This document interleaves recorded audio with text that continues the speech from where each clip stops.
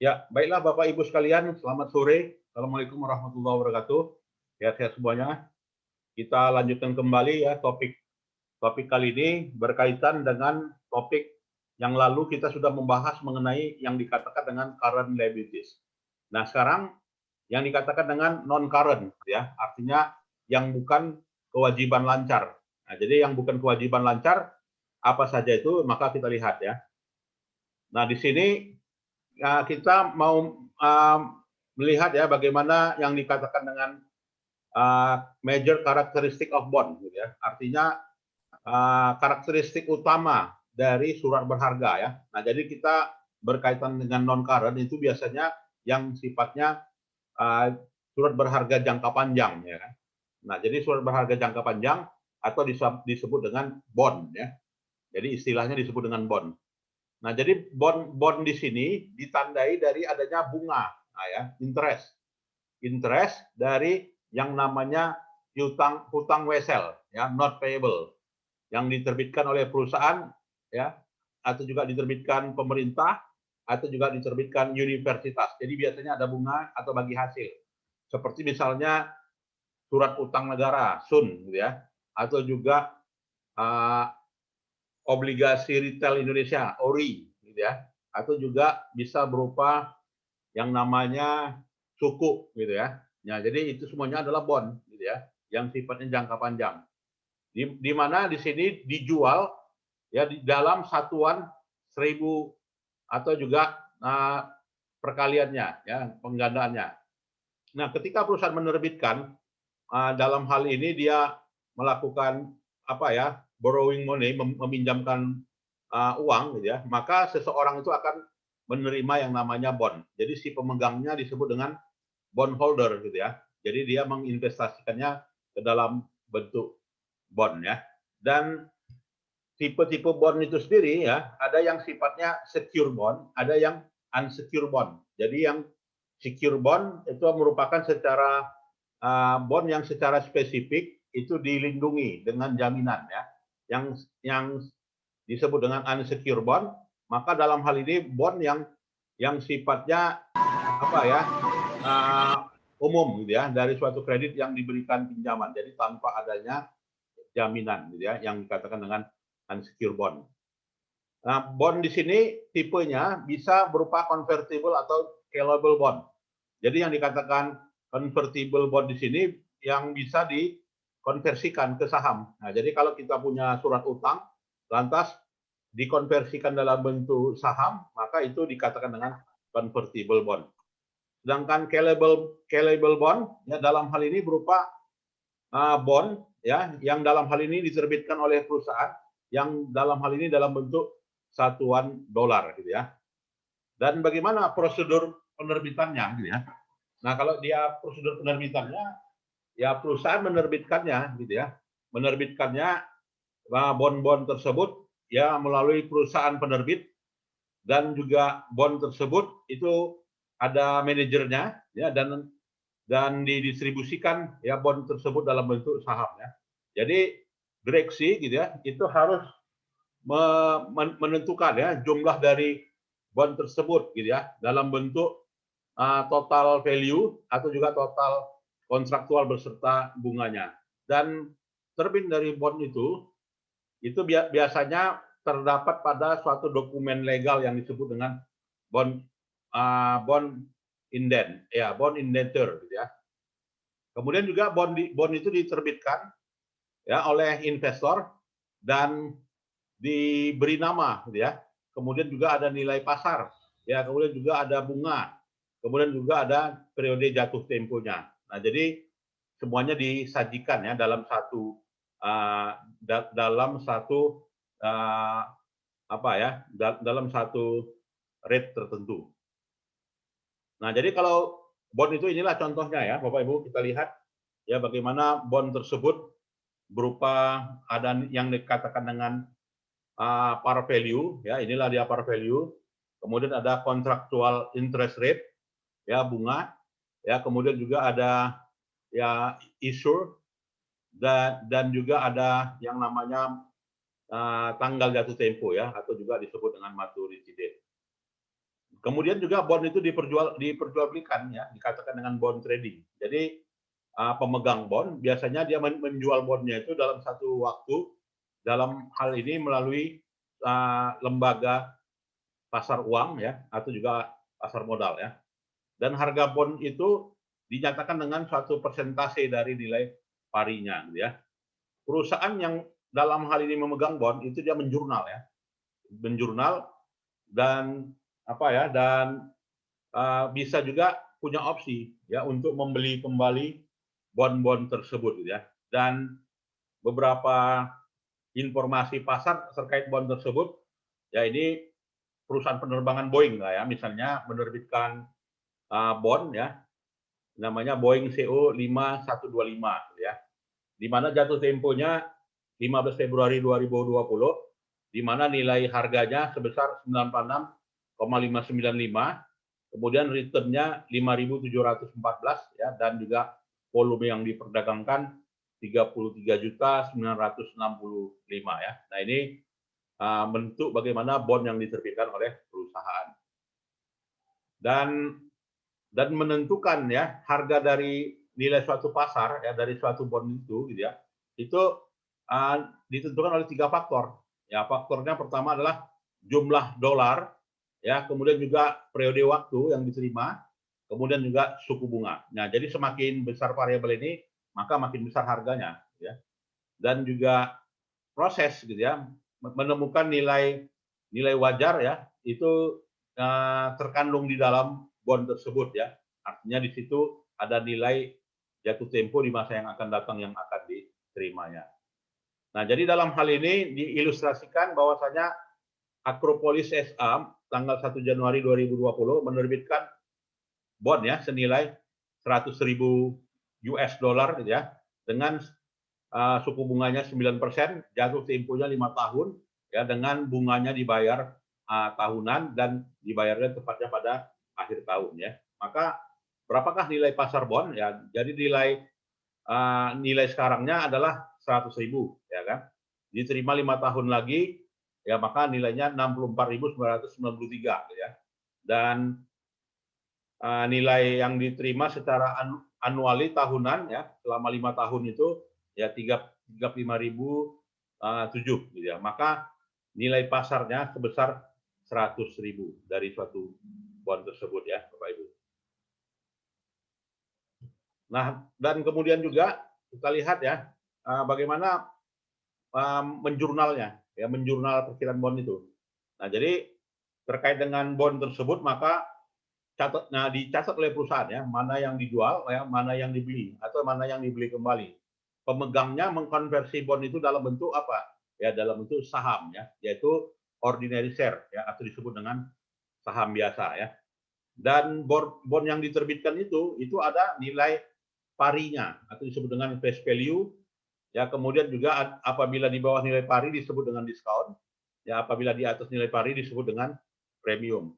Jadi harga bond tersebut gitu ya, itu dalam bentuk persentase ya dari nilai parinya gitu ya. Nah, inilah jurnalnya ya, bagaimana orang yang menerbitkan bond 1 Januari 2020, Candlestick menerbitkan 100.000, 5 tahun 10%. Ya. Maka jurnalnya di debit cash ya 10.000, 100.000 ya, dan di kreditnya bond payable. Lalu disajikan lah ya jurnal terutang bunganya. Nah, jadi ini bondnya saja ya, utang bond. Lalu utang bunganya, ya bunganya dibayar ya. Jadi dia punya surat berharga, lalu membayar bunganya. Nah, membayar bunganya dicatat sebagai beban bunga ya.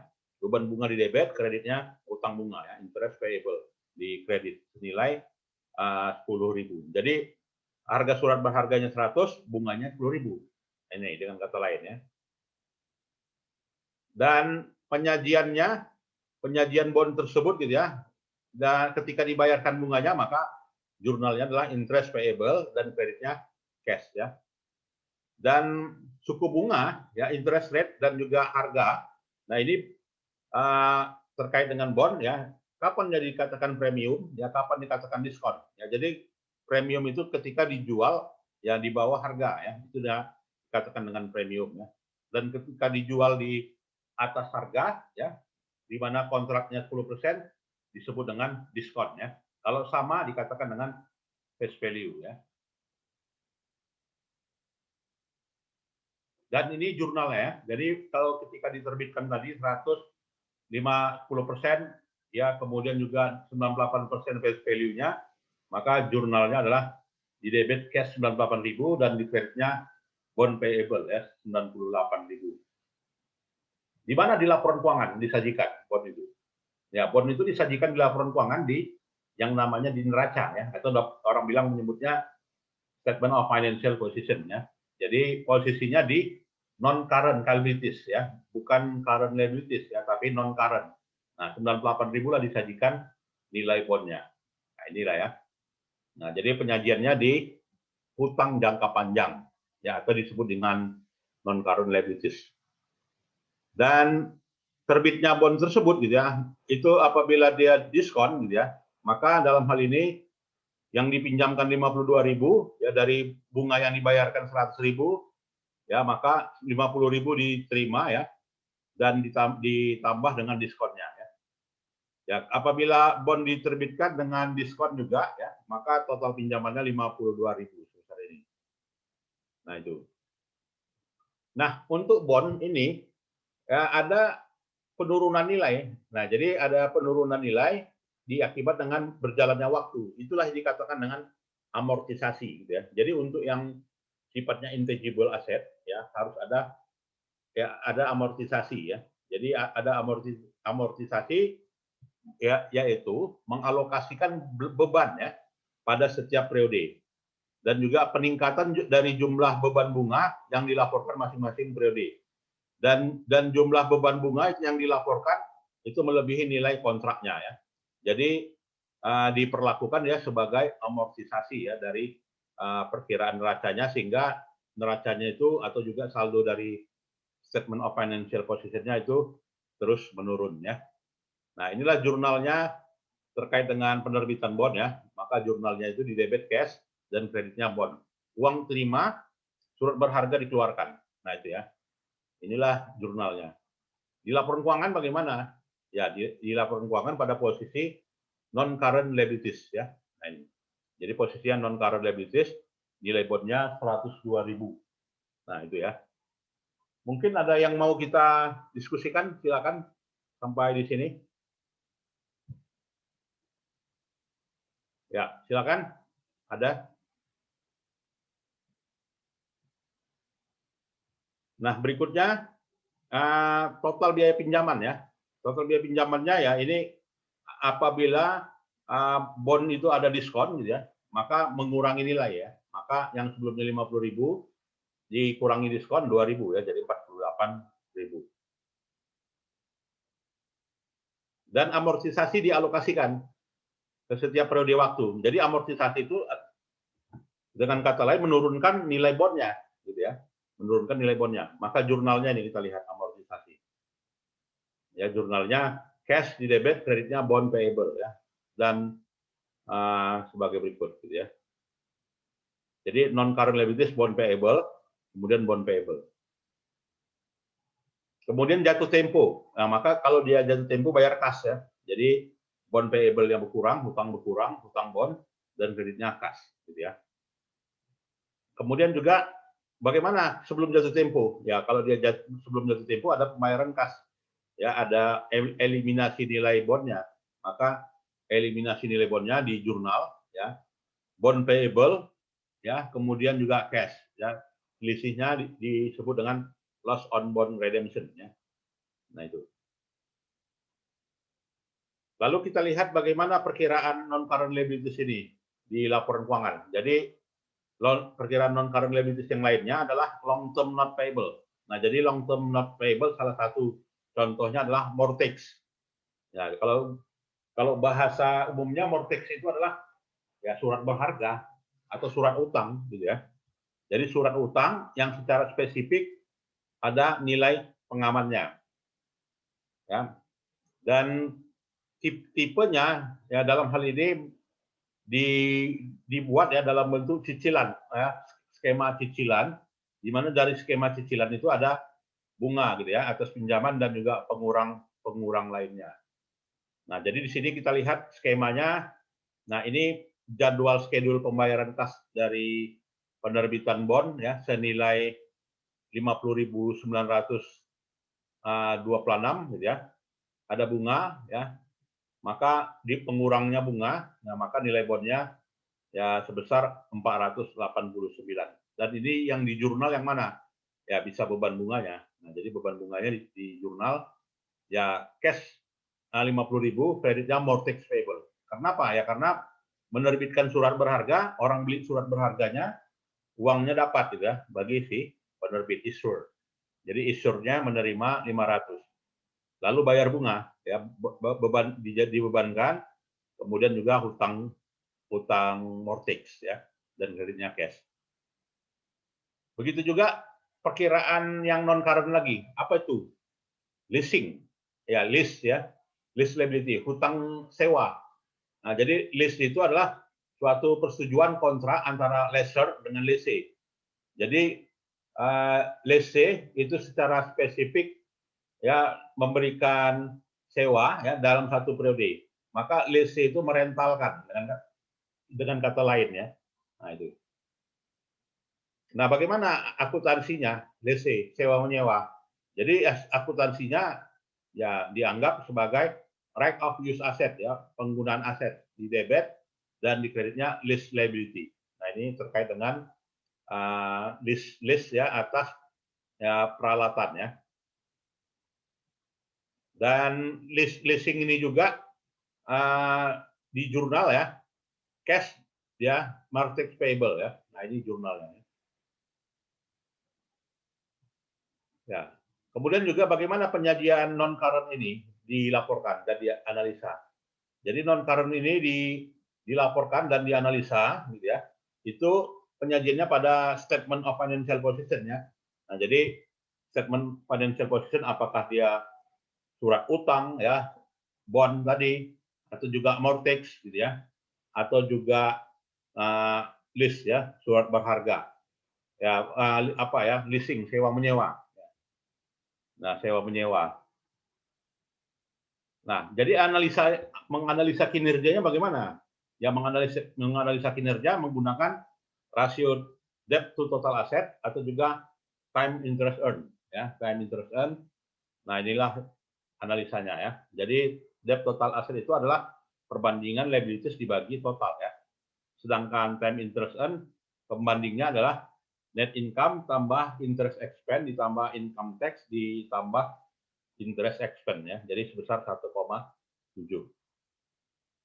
Dan terkait pendanaan hutang ya, pendanaan hutang, maka dalam hal ini keuntungannya kalau menerbitkan surat hutang gitu ya, maka si pemegang surat itu mengendalikan fungsi pengendalinya itu tidak berlaku penuh ya. Jadi surat berharga hutang tersebut ya tidak punya hak voting. Ya, tidak punya hak voting atau juga tidak punya hak mengendalikan perusahaannya. Kemudian ya tax saving result ya, artinya orang bisa menghemat pajak gitu ya kalau kita punya bond.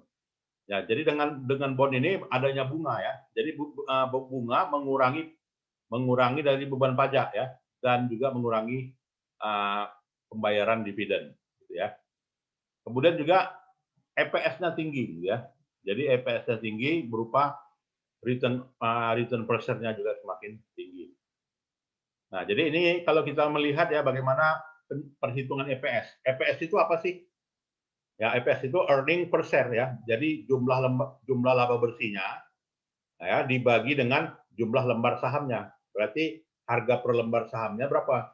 Ya 3,5. Nah, jadi rencana menerbitkan surat berharga yang A ya terbitkan 1.500.000, harga per lembar sahamnya 3,5.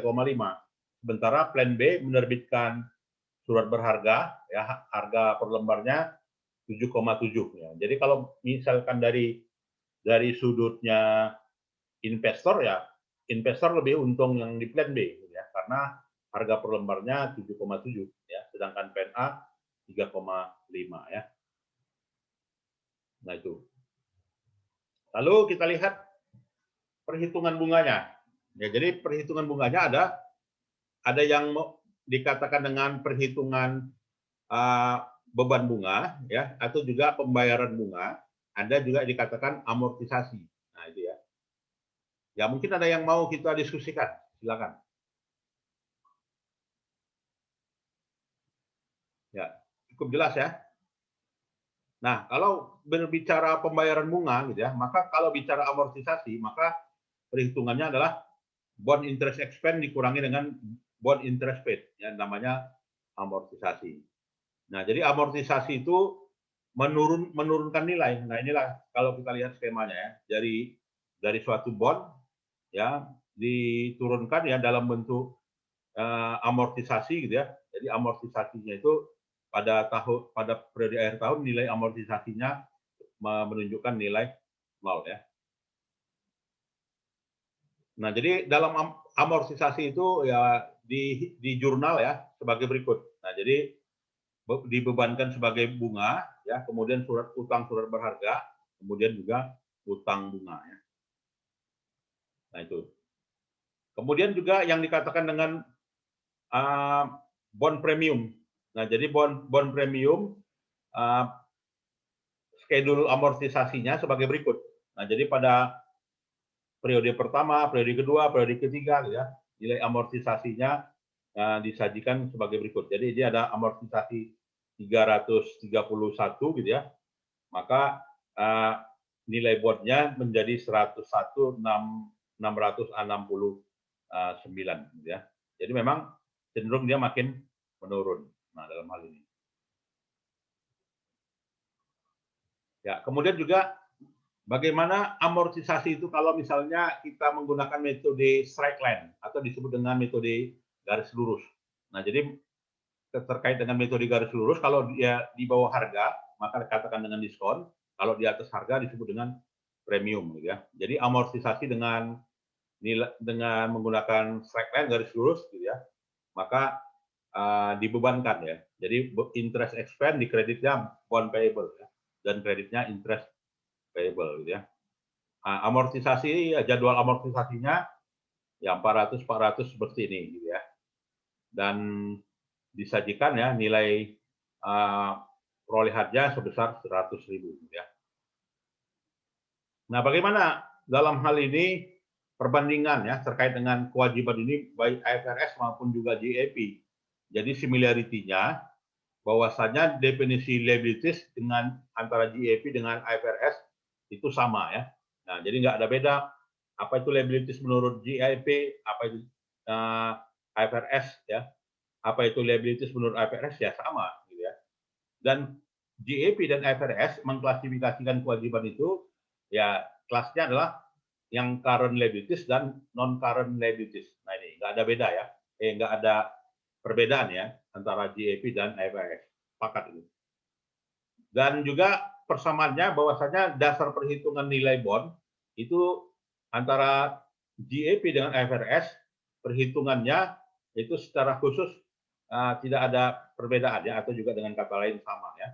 Nah, sedangkan yang berbedanya di bawah IFRS perusahaan pada waktu tertentu itu akan menyajikan nilai liabilities-nya sebelum aset gitu ya. Nah, ini berbedanya ya, sebelum aset di dalam IFRS ya.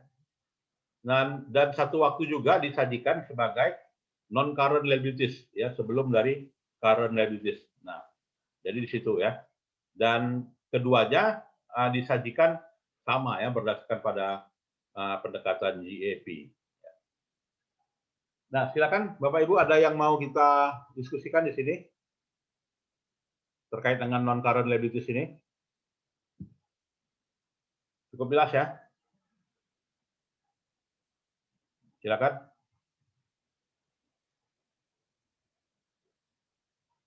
Ada? Nah, jadi semuanya ya dengan kata lain ini adalah hutang. Ya. Jadi hutang yang diterbitkan si penerbit mendapatkan bunga ya. Ya sama juga dengan orang yang beli surat utang negara SUN gitu ya, atau yang membeli ORI ya, yang diperjualbelikan oleh bank ya dulu ya. Berapa itu returnnya? Ya orang punya beli 5 juta, returnnya cuma 100.000 kabar ya per tahun. Ya nggak terlalu besar untungannya ya.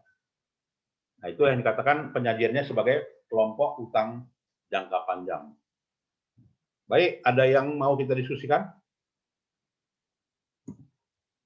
Ada? Baik, kalau tidak ada, saya kira itu sajalah ya perkuliahan